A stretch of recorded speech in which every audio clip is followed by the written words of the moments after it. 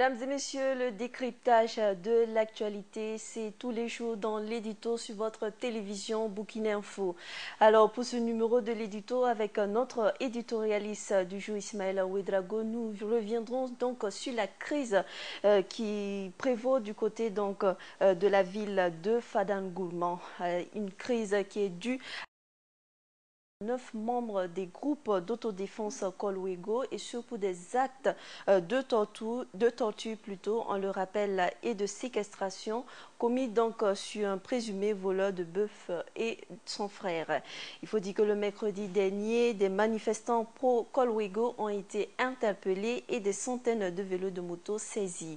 Alors où on en parle ces derniers, il faut dire donc que tous ont été déférés à Ouagadougou. Monsieur Ouedraogo, bonjour. Bonjour Alida, bonjour Alida, bonjour à tous. On revient sur cette situation du côté de Fadangouman. Aujourd'hui, un conseil des ministres extraordinaire, des mesures urgentes seront certainement prises. Oui, des mesures d'urgence qui s'imposent naturellement. Il va falloir désormais que, au niveau de la gouvernance du Burkina Faso, on soit plus tatillon, plus rigoureux, plus dynamique, hein, parce que vous savez que pendant longtemps on a eu à douter un peu de la force de frappe du président Roch-Marc Christian Kaboré. Vous savez que pendant la campagne électorale, on se disait qu'on avait affaire à un homme assez conciliant, ouvert d'esprit, qui est disponible pour beaucoup de personnes, qui est disponible pour tout le monde. Mais dans la gouvernance ou dans la gestion du pouvoir d'État, il faut souvent prendre des décisions fortes. Être conciliant, ce n'est pas mauvais en soi, mais souvent prendre des décisions importantes et dynamiques à la fois, c'est encore plus important parce que quand on arrive à diriger un pays pour 5 ans, ce n'est pas du tout évident. Vous savez que quand on fait le bilan un peu de la gestion du pouvoir d'État, il n'y a qu'un ministre qu'on voit au devant de la scène à tout moment qui se débat comme un beau diable, c'est le ministre de la Sécurité intérieure, Simon Compaoré. Vous avez parlé tout à l'heure des décisions importantes à prendre. Pourquoi pas? Parce qu'on attend ce que le Conseil des ministres va dire. Rappelez-vous, dans l'un des numéros de l'édito sur les antennes de Burkina Info, j'avais proposé comme alternative pour régler définitivement cette histoire de manifestations à n'en pas finir, le déferrement tout simplement de toutes ces personnes dans la ville de Ouagadougou. C'est donc la solution. Mais pour le moment, c'est une solution partielle parce que Alida s'était inquiété du fait qu'éventuellement ils auraient pu déferler sur Ouagadougou. Ils n'imaginent même pas un seul instant pour en arriver à cette situation-là.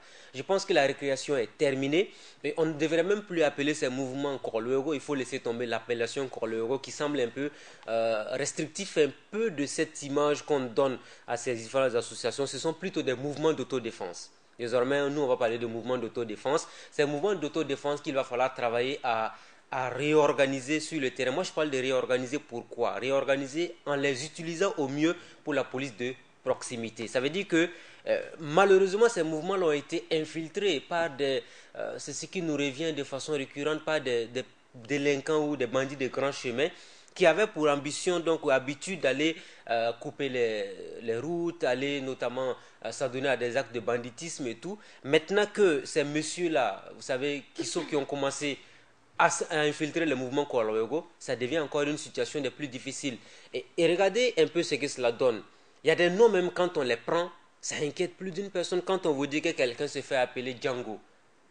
Rappelez-vous de ce film western des années 80, 90, des films à succès. Il y avait un slogan très fort quand on utilisait, on disait Django arrive, préparez vos cercueils. En fait, tout simplement, comme pour dire, c'est une caricature, hein, pour revenir sur cette histoire-là, pour dire tout simplement que ils sont devenus à un moment donné des caïds. Le caïd, c'est le chef de bande, c'est le chef de groupe. Des gens qui ont cru qu'à travers ces initiatives-là, ils peuvent désormais avoir une certaine hauteur de vue. Il faut que les Korlewego arrivent même dès maintenant à faire toute la lumière. Quand je dis la lumière, c'est de faire en sorte qu'ils arrivent à extirper de leur groupe-là. Ceux qui sont sérieux, qui veulent vraiment faire un bon travail, on peut comprendre. Mais il faut qu'on arrive à enlever ces présumés délinquants ou ces délinquants reconvertis qui ont retrouvé ces mouvements Korlewego, qui se disent aujourd'hui qu'à partir de maintenant, on va aller pour nous faire de l'argent de façon officielle. Parce que quand vous voyez les tortures qui sont infligées aux gens de par ces mouvements d'autodéfense, une personne normale, une personne qui veut le bien, une personne même qui a un peu de moralité, ne saurait se faire subir autant de tortures à son prochain. Alors, M. Ouedraogo, à vous entendre, vous serez donc d'accord avec le ministre de la Communication lors de cette rencontre avec les hommes et femmes de médias, affirme que ces associations d'autodéfense sont un mal nécessaire aujourd'hui pour notre sécurité. Alors, ces associations d'autodéfense, moi, je ne vais pas dire que ces associations-là représentent un mal nécessaire. Non. Pour moi, ces associations peuvent être une alternative à la police de proximité. Parce qu'il ne faut toujours pas oublier un élément important. Le président du Faso a été élu sur la base d'un programme politique, un programme de société, dans lequel on trouve un passage important, c'est écrit la police de proximité pour venir à bout de l'insécurité dans les villages, les campagnes de Burkina Faso. Si on doit aller dans cette dynamique, ben, qu'on y aille. Mais pour y arriver, comment on doit s'y prendre? En ayant tout simplement des populations qui vont collaborer au niveau des villages et des campagnes. Les mouvements d'autodéfense aujourd'hui peuvent être éventuellement une alternative, mais il faut que ces mouvements d'autodéfense fassent leur autocritique.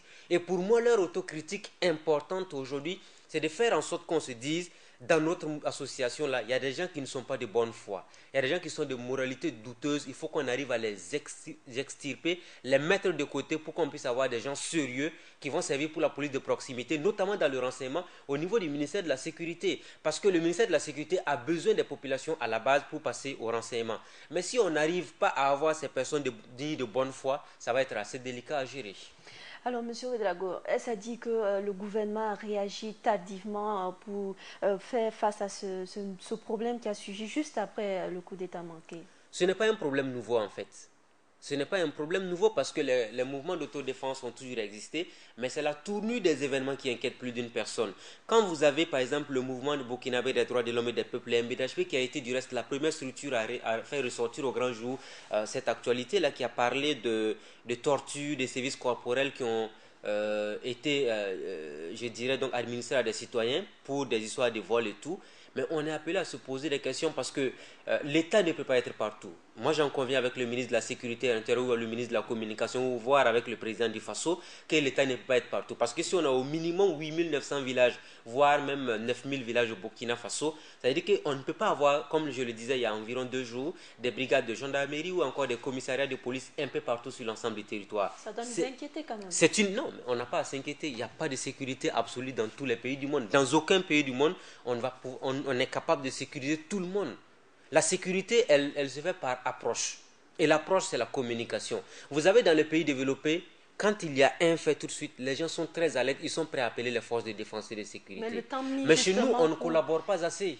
Le temps mis, par exemple, dans une localité où il n'y a pas de brigade ni de gendarmerie, s'il faut qu'on attende ceux de Ouaga pour venir intervenir lorsqu'il y a un problème, le dégât sera vite. Non, quand je dis qu'on ne peut pas avoir des brigades de gendarmerie ou encore des commissariats de police dans les 8900 villages que contre le Burkina Faso, je ne dis pas qu'on ne peut pas avoir une force de réaction rapide. C'est possible. Maintenant, il y a des villages qui n'ont pas de brigades de gendarmerie ou de commissariat de police. La réalité des choses est que, par exemple, vous avez une région comme celle de l'Est du Burkina qui est une zone d'insécurité permanente. Pourquoi? Parce que tout simplement, la gendarmerie ou la police vous dit les populations ne collaborent pas.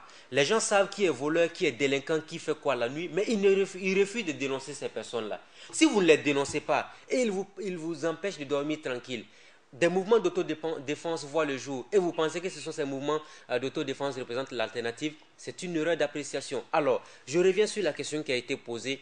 On ne peut pas avoir des brigades de police, des brigades de gendarmerie et des commissariats de police dans les 8900 villages du Burkina Faso. Raison pour laquelle on doit avoir des populations qui vont collaborer avec les forces de défense et de sécurité, avec la police de proximité. Alors pour revenir à ce qui se passe du côté de Fada, le gouverneur de la région qui a été sommé de démissionner, peut-on déjà parler de rébellion de ce côté-là? Rébellion, c'est un mot trop fort. Je pense que ce sont des actes d'incivisme notoire qu'il faut condamner avec la plus grande fermeté. J'ai du reste apprécié la réaction des populations de la ville de Fada. Vous savez que la population de Fada, il y a des pro-Korloyogo, mouvement d'autodéfense, qui ont voulu aller chez le Koupiendjeli, qui est le chef suprême de Fada. Il y a les bouchers qui se sont organisés pour dire qu'ils ne vont pas venir ici. Ils ont même dit que la récréation était terminée. Vous avez vu un peu ce que ça commence à créer. Des oppositions entre populations de la même localité, on n'a vraiment pas besoin de ça au Burkina Faso. Moi, ce qui me sidère un peu dans cette affaire de mouvement d'autodéfense, regardez depuis les attentats du 15 janvier à Ouagadougou et les histoires de mouvement d'autodéfense. On ne parle plus des questions économiques dans le pays. On ne parle plus de développement. Est-ce que économiquement le Burkina va bien? C'est la grosse inquiétude. Est-ce que oui ou non, on a de l'électricité pour tous les jours? On a des délestages, on a des problèmes réels dans ce pays. Les écoles sous paillotte, là, on commence à construire quand? Ça, ce sont des problèmes réels qui touchent la vie de la nation et même l'avenir du pays tout entier. Parlons des choses sérieuses. C'est un mouvement d'autodéfense. Il faut qu'on arrive à trouver une solution définitive à ces questions-là. Pour en venir justement, M. Ouedraogo, en quelques mots, l'impact de cette remise en cause d'abord de la justice et de l'autorité de l'État sur le programme politique du président Kaboré. Ça fragilise tout simplement le programme politique. En fait, vous savez que le président a été 10 ans durant président de l'Assemblée nationale du Burkina, avec quelqu'un de conciliant, ouvert et disponible. L'Assemblée nationale est totalement différente du pouvoir de la présidence du Faso. Je le dis pourquoi, je fais le rapprochement pour dire que le président du Faso doit se dire, je dois prendre des mesures fortes. J'ai besoin impérativement de faire en sorte qu'on me fasse confiance. J'ai été voté sur la base d'un programme. Et dans la gestion du pouvoir d'État, il n'y a pas de sentimentalisme possible. Le sentimentalisme mène à une perte. Donc, par conséquent, il faut qu'il y ait des décisions fortes qu'on arrive à définitivement régler. On espère qu'à la fin de ce Conseil des ministres extraordinaire, on aura trouvé une décision définitive au problème des mouvements d'autodéfense et qu'on va commencer à dire, voici ce que nous comptons faire pour le développement du pays, parce que c'est sur ça qu'on attend les autorités actuellement. Merci M. Ouedraogo d'être passé sur ce plateau. Merci beaucoup. Mesdames et messieurs, c'est donc fini pour l'édito du jour avec notre éditorialiste Ismaël Ouedraogo, édito que vous pourrez éventuellement retrouver sur notre page Facebook boukininfo.tv.